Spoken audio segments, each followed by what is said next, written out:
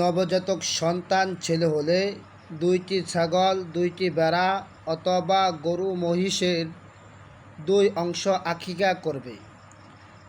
আর সন্তান মেয়ে হলে 1টি ছাগল, 1টি ভেড়া অথবা গরু মহিষের 1 অংশ আকিকা করবে। এই সম্পর্কে হাদিস শরীফে এরশাদ হইয়াছে যে, আন আয়েশা রাদিয়াল্লাহু আনহা قالت أن رسول الله صلى الله عليه وسلم أمرهم عن الغلام شاتان مكافئتان وعن الجارية شاتان।